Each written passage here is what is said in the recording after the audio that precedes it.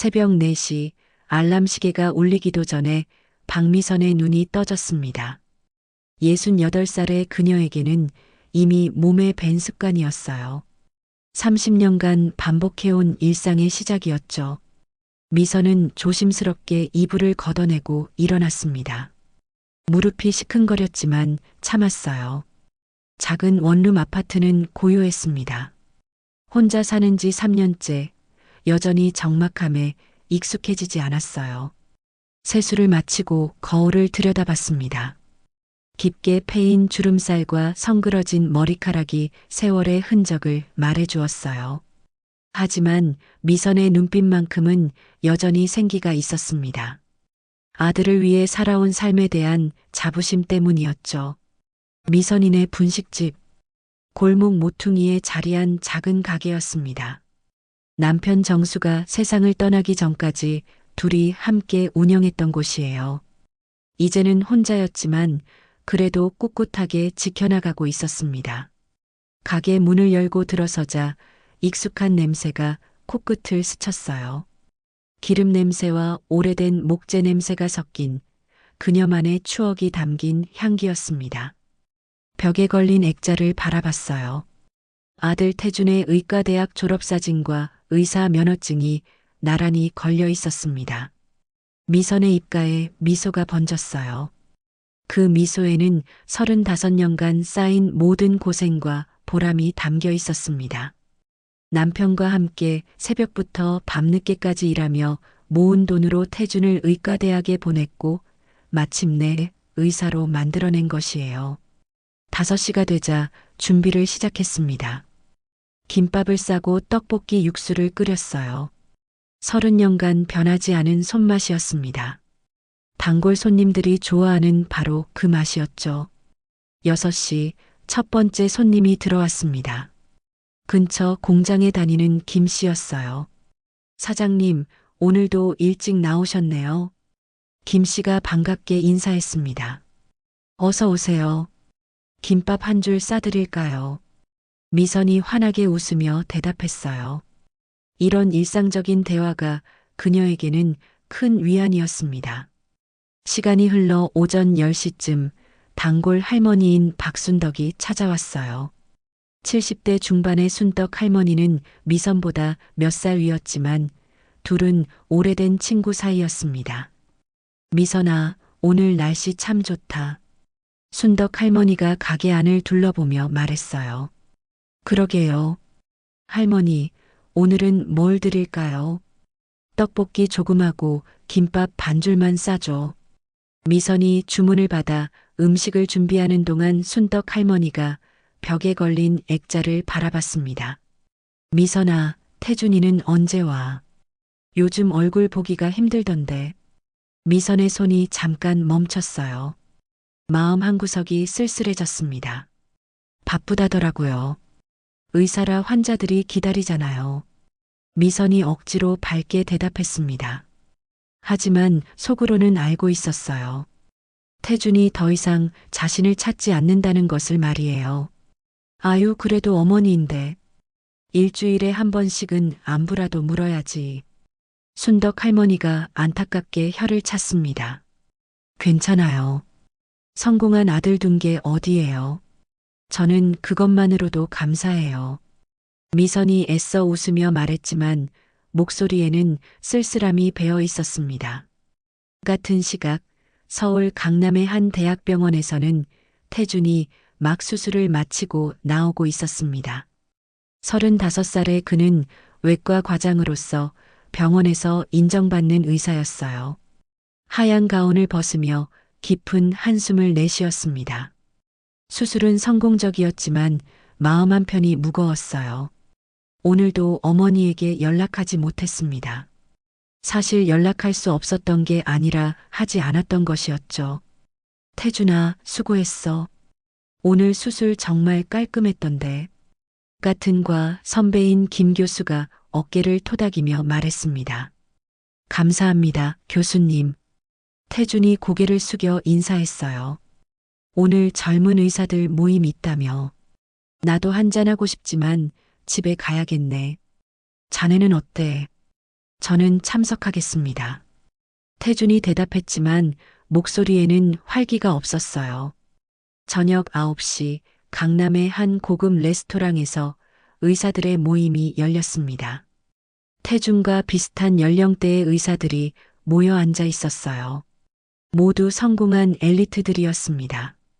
태준, 요즘 어떻게 지내? 결혼 준비는 잘 되고 있고, 내과 과장인 이 의사가 물었습니다. 네, 잘 진행되고 있습니다. 태준이 억지로 웃으며 대답했어요. 신부가 호텔리어라며. 정말 좋은 분을 만났네. 부모님들도 좋아하시겠어. 그 순간 태준의 표정이 어두워졌습니다. 어머니 이야기가 나올 때마다 마음이 불편했어요. 어머님은 뭘 하시는데? 또 다른 의사가 자연스럽게 물었습니다. 태준은 잠깐 머뭇거렸어요. 그냥 집에서 쉬고 계세요. 태준이 어색하게 대답했습니다. 어머니가 분식집을 운영한다는 사실을 차마 말할 수 없었어요. 이 자리에 있는 의사들의 부모는 대부분 사업가나 전문직이었습니다. 모임이 끝나고 집으로 돌아가는 길, 태준은 약혼자 수진에게 전화를 걸었습니다. 수진은 강남의 유명한 호텔에서 마케팅 팀장으로 일하고 있었어요. 수진아, 나야. 집에 가는 길이야. 수진의 목소리가 들려왔습니다. 오빠, 오늘도 늦었네. 수술 많이 했어. 응, 좀 바빴어. 태준이 피곤한 목소리로 대답했어요. 오빠, 내일 우리 부모님끼리 만나시는 날이잖아. 괜찮겠지? 수진이 걱정스러운 목소리로 물었습니다. 응, 물론이지. 태준이 대답했지만 속으로는 걱정이 앞섰어요. 수진의 부모는 모두 대학 교수였습니다. 아버지는 경영학과 교수, 어머니는 불문학과 교수였어요. 반면 자신의 어머니는 오빠 그런데 어머님께 미리 말씀드린 거 맞지? 예단이나 신혼집 관련해서 말이야. 수진의 말에 태준의 가슴이 답답해졌습니다. 아직 정확한 얘기는 안 했어. 오빠 요즘 시대에 신혼집은 시댁에서 마련해 주는 게 일반적이라고 엄마가 그러시는데 우리 친구들도 다 그렇게 했고 수진의 말에 태준은 할 말을 잃었어요. 어머니가 그런 큰 돈을 마련할 수 있을지 확신이 서지 않았습니다. 그리고 오빠 결혼하면 어머님과는 따로 살 거죠. 요즘 시대의 시어머니와 같이 살면 서로 불편하잖아요. 저희끼리만 살아야 편할 것 같아. 수진의 말은 당연하다는 듯 자연스러웠습니다. 그래. 태준이 힘없이 고개를 끄덕였어요. 이틀 후 강남의 고급 한정식 집에서 양가 부모님의 첫 만남이 있었습니다. 미선은 새벽부터 준비를 시작했어요. 평생 한 번도 이런 자리에 가본 적이 없었거든요. 옷장을 뒤져봤지만 마땅한 옷이 없었습니다. 그동안 입던 옷들은 모두 분식집에서 일하기 편한 것들 뿐이었어요. 결국 백화점으로 향했습니다. 백화점에 들어서자 화려한 조명과 고급스러운 인테리어에 압도되었어요. 매장 직원들의 세련된 모습이 자신과는 너무 대조적으로 느껴졌습니다. 어떤 걸 찾으세요? 한 직원이 다가와 물었어요. 미선은 어쩔 줄 모르며 더듬거렸습니다. 아들 결혼 관련해서 어른들끼리 만나는 자리가 있어서요. 아, 그러시군요. 이쪽으로 오세요. 직원이 친절하게 안내했습니다. 하지만 미선은 가격표를 보고 놀랐어요. 정장 한 벌이 일주일치 매출과 맞먹었습니다. 거울 앞에 서자 낯선 자신의 모습이 보였습니다. 정장을 입으니 평소와는 완전히 다른 사람 같았어요. 어색하지만 그래도 괜찮아 보였습니다. 오후 6시 약속 장소인 한정식 집에 도착했습니다. 고급스러운 외관이 미선을 더욱 위축시켰어요. 입구에서 태준이 기다리고 있었습니다. 엄마 오셨어요. 태준이 어색하게 인사했어요. 어머니의 차림새를 훑어보는 눈빛이 미선에게는 부담스러웠습니다. 개별룸으로 들어가자 세 사람이 먼저 와 있었습니다. 수진의 아버지는 단정한 정장 차림이었고 어머니는 우아한 한복을 입고 있었어요. 수진은 깔끔한 원피스 차림이었습니다. 안녕하세요. 미선이 정중하게 인사했습니다. 어서 오세요. 많이 기다리지 않았습니다. 수진의 어머니가 예의 바르게 대답했어요. 하지만 목소리에는 차가운 기운이 감돌았습니다. 자리에 앉자 어색한 침묵이 흘렀어요. 수진의 아버지가 먼저 말을 꺼냈습니다. 태준 군이 참 훌륭하게 성장했더군요. 외과 과장이라니 정말 대단합니다. 아니에요. 아직 부족한 게 많아요. 태준이 겸손하게 대답했어요. 어머님께서 잘 키우신 덕분이겠죠. 수진의 어머니가 미선을 향해 말했습니다. 하지만 그 말 속에는 진심이 느껴지지 않았어요. 감사합니다. 저는 그저 아이가 원하는 대로 뒷바라지만 했을 뿐이에요. 미선이 조심스럽게 대답했습니다. 직업이 어떻게 되세요? 수진의 아버지가 직접적으로 물었어요. 미선은 당황했습니다. 작은 분식집을 하고 있어요. 분식집이요. 수진의 어머니가 놀란 듯 반문했습니다. 순간 방 안의 분위기가 차갑게 식었어요. 그런데 혹시 예단은 어느 정도로 생각하고 계세요? 수진의 어머니가 조심스럽게 물었어요. 미선은 예단이 무엇인지도 정확히 모르고 있었습니다. 예단이요. 네, 요즘에는 대략 5천만 원에서 1억 정도가 일반적인데요. 수진의 어머니가 당연하다는 듯 말했어요. 미선의 얼굴이 하얗게 변했습니다. 그리고 신혼집도 준비해 주셔야죠. 요즘 전세금이 만만치 않더라고요. 강남 쪽으로 생각하면 3억 정도는 있어야 할 것 같은데요. 수진의 아버지가 덧붙였습니다. 3억이요. 미선이 놀라 되물었어요. 그것은 그녀가 평생 모은 돈의 전부였습니다. 요즘 시대의 신혼집은 시댁에서 마련해 주는 게 일반적이잖아요. 주변에서 다 그렇게 하더라고요. 수진이 마치 당연한 것처럼 말했어요. 태주는 옆에서 아무 말도 하지 않았습니다.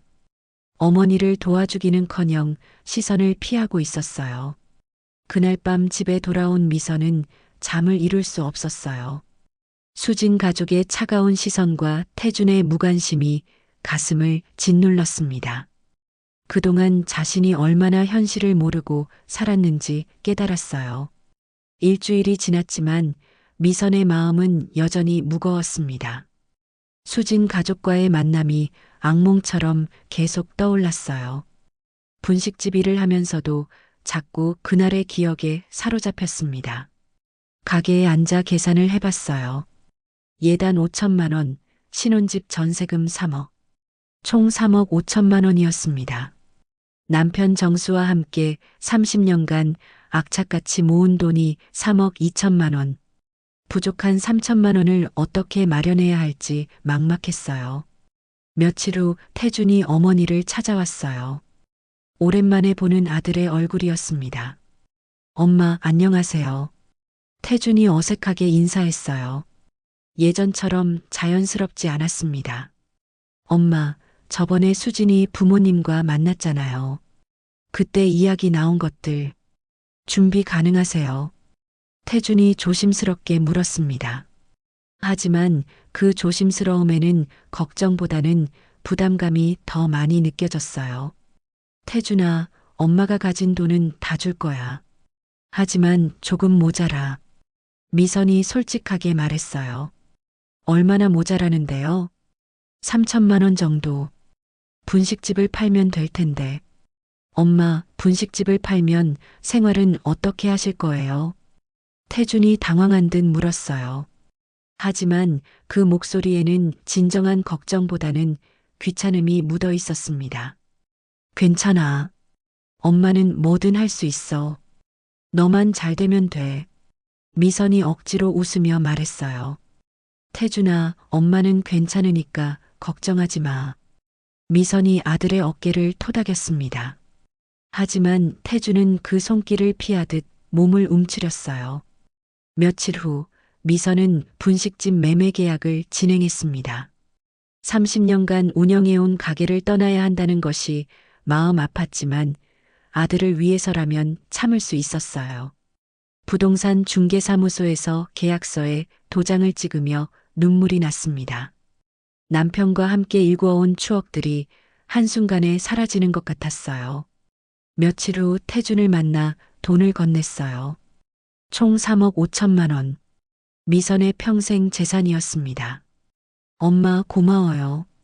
태준이 봉투를 받으며 말했어요. 하지만 그 말에는 진정한 감사보다는 의무감이 더 느껴졌습니다. 태준아, 이게 엄마가 줄 수 있는 전부야. 행복하게 살아. 미선이 아들의 손을 잡으며 말했어요. 네, 잘 쓰겠습니다. 태준이 기계적으로 대답했습니다. 그리고는 서둘러 자리에서 일어났어요. 그럼 저는 이만 가볼게요. 수진이가 기다리거든요. 벌써 가니? 밥이라도 먹고 가지. 괜찮아요. 다음에요. 태준이 서둘러 나가려 하자 미선의 마음이 아팠어요. 예전에는 어머니 집에 오면 하루 종일 있곤 했는데 이제는 용건만 끝내고 바로 떠나려 합니다. 태준아, 잠깐만. 미선이 아들을 붙잡았어요. 네. 결혼하고 나서도 가끔 얼굴 보러 와. 엄마 혼자 사니까 심심해. 태준의 표정이 어두워졌습니다. 엄마, 결혼하면 바빠질 것 같아요. 자주 못 올 것 같은데. 그래도 가끔은. 엄마, 이제 저도 제 가정이 생기는 거잖아요. 이해해 주세요. 태준의 차가운 말에 미선의 가슴이 무너졌어요. 아들에게 자신이 부담스러운 존재가 되었다는 것을 확실히 알 수 있었습니다. 한 달 후 태준과 수진의 결혼식 날이 다가왔습니다. 강남의 유명한 호텔 웨딩홀에서 열리는 성대한 결혼식이었어요. 미선은 며칠 전부터 긴장하며 준비했습니다. 새로 산 한복을 입고 거울을 보니 그래도 괜찮아 보였어요. 하지만 마음 한편으로는 불안했습니다. 수진 가족들과 그들의 친척들 앞에서 실수하지는 않을까 하는 걱정이 앞섰어요. 호텔에 도착하자 화려한 로비가 눈을 현혹시켰습니다. 수많은 하객들이 정장과 한복을 차려입고 있었어요. 모두들 세련되고 우아해 보였습니다.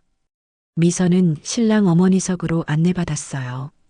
맨 앞자리였지만 왠지 위축되었습니다. 주변 사람들의 시선이 부담스러웠어요. 수진의 친척들이 하나둘 자리에 앉았습니다. 모두 고급스럽게 차려입었고 대화 내용도 미선이 이해하기 어려운 것들이었어요.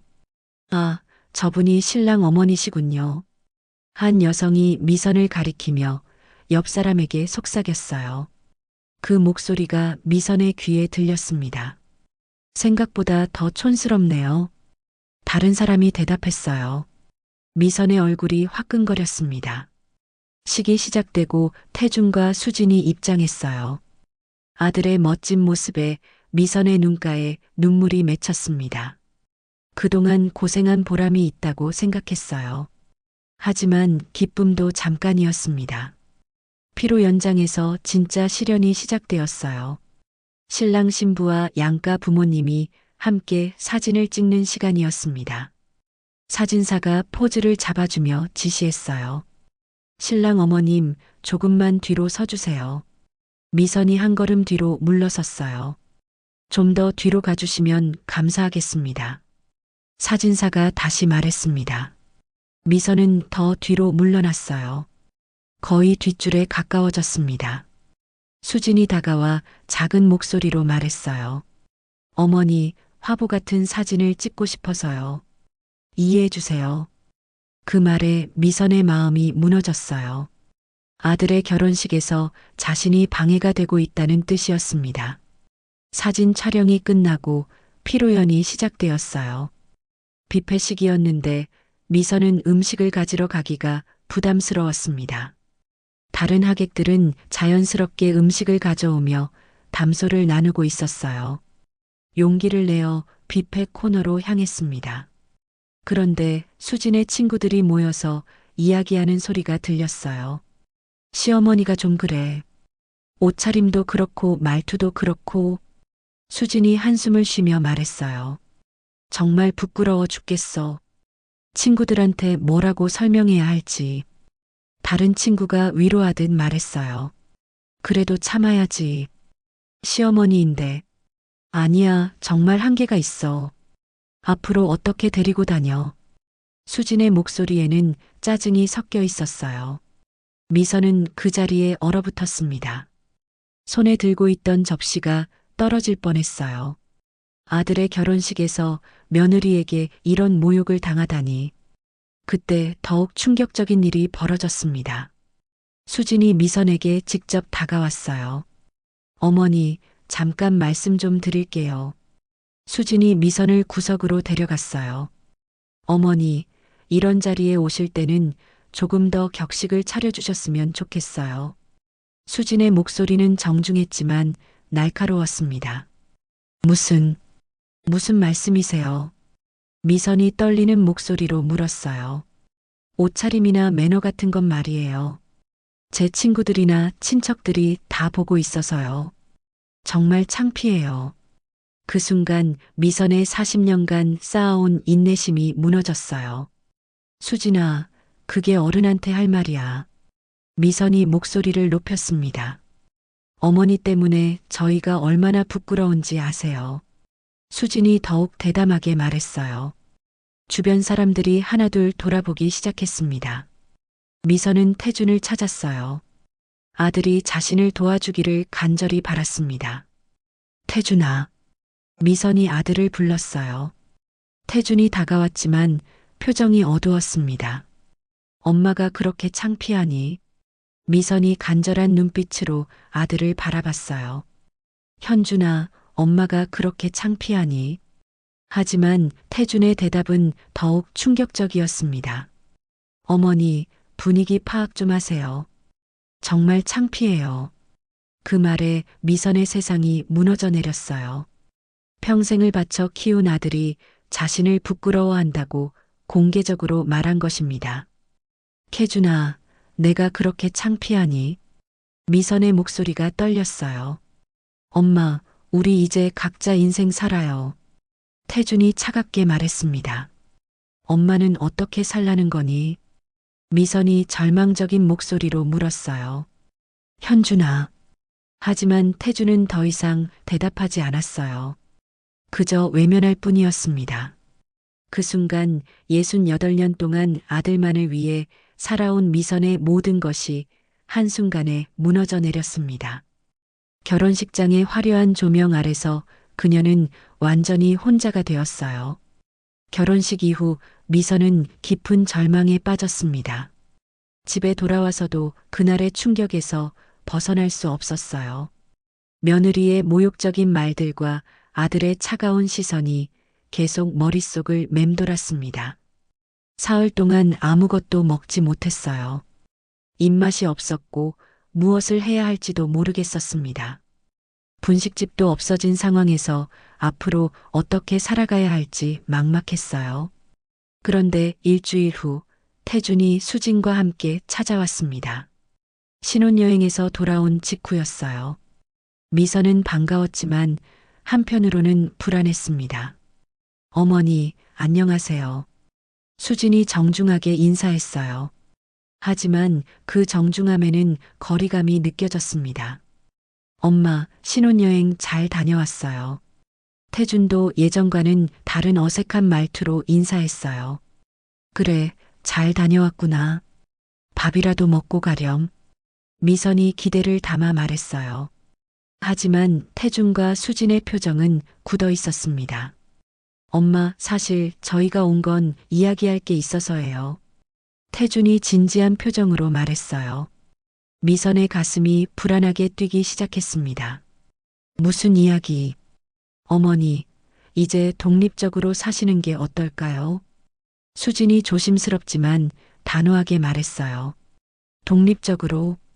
네, 저희도 새 출발이고 어머니도 자유롭게 지내시면 좋을 것 같아서요. 수진의 말은 듣기에는 배려하는 것 같았지만 실제로는 거리를 두자는 뜻이었어요. 태준아, 무슨 말이야? 미선이 아들을 바라보며 물었어요. 엄마, 수진이 말이 맞아요. 이제 각자 독립적으로 사는 게 서로에게 좋을 것 같아요. 태준이 어머니의 눈을 피하며 말했어요. 각자 독립적으로. 그게 무슨 뜻이야? 미선의 목소리가 떨렸어요. 어머니, 솔직히 말씀드리면 저희끼리만 사는 게 편할 것 같아요. 어머니도 간섭받지 않고 지내시면 좋지 않을까요? 수진이 더욱 직설적으로 말했어요. 간섭이라니. 엄마가 언제 너희를 간섭했니? 미선이 억울한 마음으로 말했어요. 태준아, 엄마가 그렇게 부담스럽니다. 미선이 간절히 아들을 바라봤어요. 엄마, 부담스럽다는 게 아니라. 그럼 뭐야? 엄마를 왜 멀리 하려는 거야? 미선의 목소리가 높아졌어요. 엄마, 이제 저도 제 가정이 생긴 거잖아요. 이해해 주세요. 태준이 짜증 섞인 목소리로 말했어요. 가정이 생겼다고 어머니를 버리는 거니? 버린다는 게 아니라 그냥 적당한 거리를 두고 지내자는 거예요. 적당한 거리. 그 말이 미선의 가슴을 찔렀어요. 태준아, 엄마 혼자 어떻게 살라고 그러니? 엄마는 충분히 혼자서도 잘 사실 수 있어요. 그리고 필요하면 연락드릴게요. 태준의 말은 차가웠습니다. 필요하면 연락한다고. 그럼 평소에는 연락 안 한다는 거구나. 미선이 쓰디쓴 미소를 지었어요. 그런 뜻이 아니에요, 엄마. 그럼 무슨 뜻이야? 솔직히 말해봐. 미선이 더 이상 참을 수 없어 목소리를 높였어요. 엄마, 솔직히 말하면 어머니가 저희 생활에 끼어들면 불편해요. 수진이 대놓고 말했습니다. 끼어든다고. 내가 언제 너희 생활에 끼어들었니? 저번 결혼식 때만 해도 그랬잖아요. 분위기도 못 읽으시고. 수진이 더욱 노골적으로 말했어요. 수진아, 그건 너무한 거 아니니? 미선이 분노에 차서 말했어요. 어머니가 더 이상 저희를 힘들게 하지 마세요. 수진이 마침내 본심을 드러냈어요. 태준아, 내 아내가 지금 뭐라고 하는지 듣고 있니? 미선이 절망적인 목소리로 아들을 불렀어요. 엄마, 이제 각자 살아요. 서로를 위해서. 태준이 마침내 결정적인 말을 했습니다. 서로를 위해서. 그래, 엄마는 너희에게 짐이니까 각자 살자는 거지. 미선의 목소리가 떨렸어요. 짐이라는 게 아니라. 아니야, 짐이 맞아. 내가 너희에게 짐이 되는 게 맞아. 미선이 자조적으로 말했어요. 엄마. 태준이 당황한 듯 불렀지만 이미 늦었습니다. 그래, 알겠다. 각자 살자. 엄마도 이제 내 인생을 살아보마. 미선이 결연한 표정으로 말했어요. 엄마, 그런 뜻이 아니에요. 아니야, 이제 알겠어. 너희가 원하는 게 뭔지 말이야. 미선의 눈에서 눈물이 흘렀지만 목소리는 단호했습니다. 엄마. 태준이 미안한 듯 부르자 미선이 손을 들어 막았어요. 됐다. 이제 됐어. 가거라. 그리고 다시는 오지 마라. 미선이 등을 돌렸습니다. 더 이상 아들과 며느리의 얼굴을 보고 싶지 않았어요. 태준과 수진이 나간 후 미선은 바닥에 주저앉았습니다. 68년 인생에서 가장 절망적인 순간이었어요. 평생을 바쳐 키운 아들에게 완전히 버림받은 것이었습니다. 사흘 동안 미선은 아무것도 하지 못했습니다. 먹지도 못하고 잠들지도 못했어요. 아들의 차가운 말들이 계속 귓가에 맴돌았습니다. 정말 죽고 싶을 만큼 절망스러웠어요. 그런데 넷째 날 아침 문득 남편 정수의 유품을 정리해야겠다는 생각이 들었습니다. 3년 전 남편이 세상을 떠난 후 차마 손대지 못했던 그의 책상이었어요. 서랍을 하나씩 열어보며 남편의 흔적들을 찾았습니다. 낡은 수첩, 볼펜, 안경 케이스 등이 그대로 있었어요. 하나하나 만져보니 남편이 그리워졌습니다. 여보, 내가 이렇게 된 걸 보면 뭐라고 할까? 미선이 혼잣말로 중얼거렸어요. 그때 책상 맨 아래 서랍이 조금 이상하다는 것을 발견했습니다. 다른 서랍들보다 깊이가 얕았어요. 자세히 살펴보니 이중바닥으로 되어 있었습니다. 손을 넣어 더듬어 보니 두꺼운 봉투가 만져졌어요. 봉투를 꺼내보니 정수의 글씨로 이렇게 적혀 있었습니다. 미선이에게 꼭 필요할 때 열어보시오. 손이 떨렸어요. 남편이 대체 무엇을 숨겨놓았을까요? 봉투를 열어보니 은행 통장들과 증권, 그리고 편지 한 통이 들어 있었습니다. 통장들을 하나씩 펼쳐보는데 믿을 수 없었어요. 정기예금 통장에는 5억 원이 들어 있었고, 다른 통장에는 3억 원이 있었어요. 주식 증권도 여러 장 있었습니다. 심지어 부동산 등기부 등본도 있었어요. 이게 뭐야? 미선이 어리둥절해하며 계산해 봤습니다. 모든 것을 합치면 15억 원이 넘었어요. 남편이 몰래 이렇게 많은 재산을 모아뒀다니. 더 놀라운 건 남편의 편지였어요. 떨리는 손으로 편지를 펼쳤습니다. 여보, 이 편지를 읽고 있다면 내가 먼저 세상을 떠났다는 뜻이겠지. 미안해. 편지를 읽는 동안 눈물이 쏟아졌어요. 평생 말하지 못했던 이야기를 이렇게 편지로 남겨. 우리가 모은 돈이 이렇게 많다는 걸 왜 숨겨뒀는지 궁금하겠지. 정수의 글씨체가 흔들리며 계속되었습니다. 사실 나는 오래전부터 태준이를 지켜봤어. 중학생 때부터 우리를 부끄러워하기 시작했잖아. 그때부터 불안했어. 편지 내용이 점점 충격적이었습니다. 분식집 수입으로는 이런 돈을 모을 수 없어. 나는 몰래 부동산에 투자했고 주식도 했어. 당신에게 말하지 않은 건 실패할까봐 걱정됐거든. 남편이 얼마나 치밀하게 계획했는지 알 수 있었어요. 그런데 내가 아프면서 확신했어. 태준이에게 우리는 이미 짐이 되어버렸다는 걸 말이야. 병원에 와서 하는 말들, 우리를 보는 눈빛들 다 느꼈어.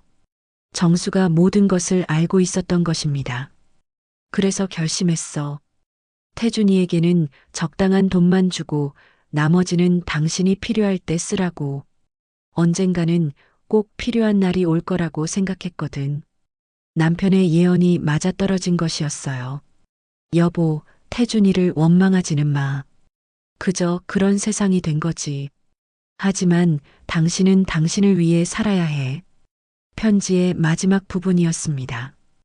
평생 남을 위해 살았으니 이제는 자신을 위해 살아도 돼. 이 돈으로 당신이 하고 싶었던 것들을 다 해봐. 눈물이 종이 위에 떨어졌어요. 그리고 절대 태준이에게 휘둘리지 마. 당신은 충분히 모든 걸 다 해줬어. 이제는 당신 차례야. 편지의 마지막 문장이었습니다. 당신 곁에 있지 못해서 미안해. 그리고 당신 참 고생 많았고 고마웠어. 편지를 다 읽고 나니 오열이 터져 나왔어요. 남편이 얼마나 자신을 사랑했는지, 얼마나 깊이 생각하고 준비했는지 느껴졌거든요. 여보, 고마워요. 정말 고마워요. 미선이 남편의 사진을 끌어안으며 울었어요. 당신이 이렇게까지 생각해 줄 줄 몰랐어요.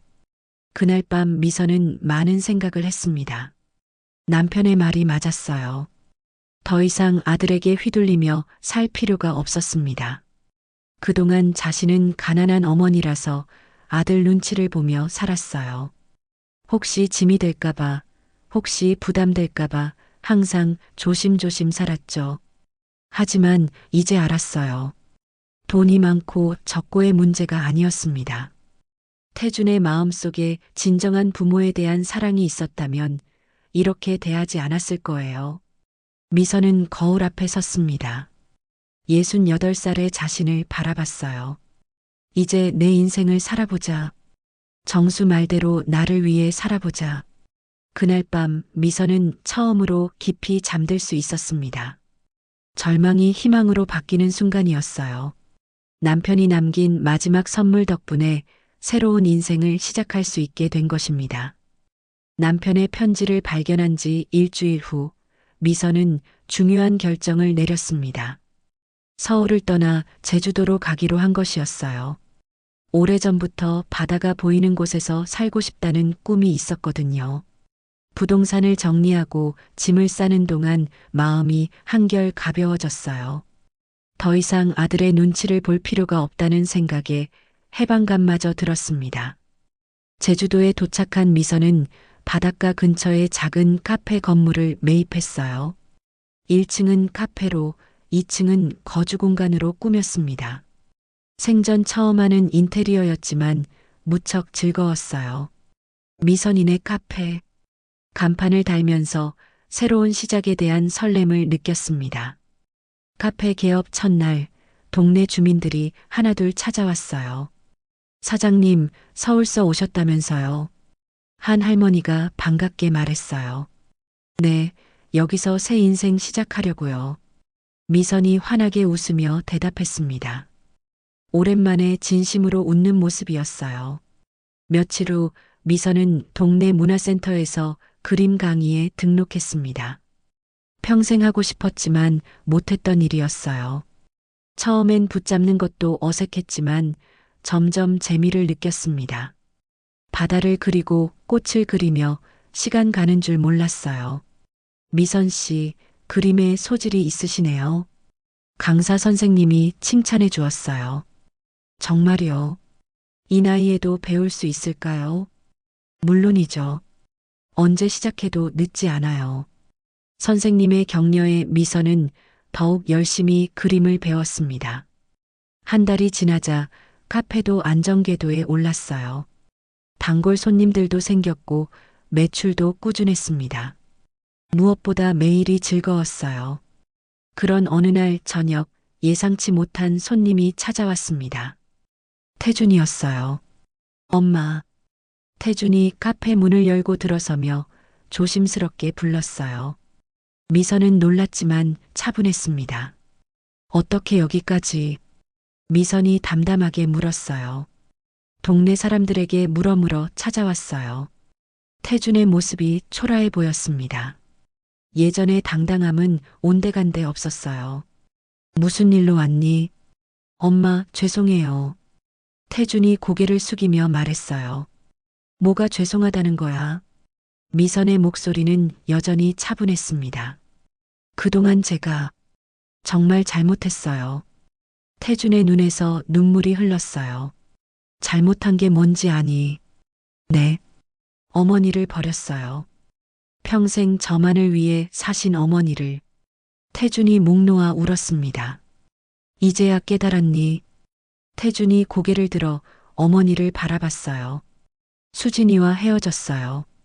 미선은 놀라지 않았어요. 예상했던 일이었거든요. 왜? 서로 너무 달랐어요. 그리고 제가 어머니를 그렇게 대한 걸 보고 수진이가 저를 무시하기 시작했어요. 태준이 쓰디쓴 표정으로 말했어요.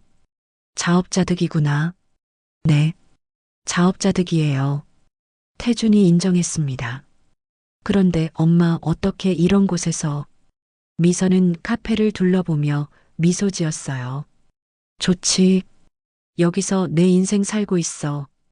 엄마가 이렇게 밝으실 줄 몰랐어요. 나도 몰랐어. 이렇게 사는 게 행복한 건지. 태준이 어머니의 그림들을 바라봤어요. 벽에 걸린 바다 그림들이 생기가 넘쳤습니다. 엄마가 그리신 거예요. 응, 요즘 배우고 있어.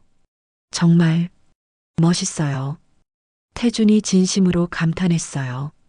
엄마, 다시 시작할 수 있을까요? 저랑 엄마랑. 미선은 잠깐 생각에 잠겼어요. 태준아, 엄마는 이제 행복해. 네. 너도 진짜 행복을 찾아. 엄마 옆에 있는 게 제일 행복해요. 아니야. 엄마한테 의존해서 사는 게 행복이 아니야. 미선이 단호하게 말했어요. 당신은 당신만의 길을 찾아야 해. 진정한 사랑이 무엇인지, 진정한 행복이 무엇인지 말이야. 태준이 고개를 끄덕였어요. 그때 정씨 할아버지가 카페에 들어왔습니다. 서울에서 미선을 그리워하며 제주까지 따라온 분이었어요. 미선 씨, 오늘도 바다가 참 예쁘네요. 할아버지가 환하게 웃으며 말했어요. 그러게요. 할아버지, 이분이 제 아들이에요. 미선이 소개했습니다. 아, 아드님이군요. 어머님 자랑을 많이 하시더라고요. 태준이 어머니를 바라봤어요. 미선의 얼굴에는 평온함이 가득했습니다. 엄마, 정말 행복해 보여요. 그래, 정말 행복해. 미선이 진심으로 대답했어요. 그날 저녁 태준이 돌아가며 말했어요. 엄마, 가끔 연락드려도 될까요? 그래라. 하지만 엄마를 의지하려고 하지는 마라. 네, 알겠어요. 태준이 떠난 후 미선은 바다를 바라봤습니다. 석양이 아름답게 지고 있었어요. 여보, 당신 말이 맞았어. 이제야 진짜 내 인생을 살고 있어. 미선이 하늘을 향해 속삭였습니다. 68세에 시작한 미선의 새로운 인생. 늦었지만 진정한 봄이 찾아온 것이었습니다. 더 이상 누구를 위해서가 아닌 오직 자신을 위한 삶을 살아가고 있었어요.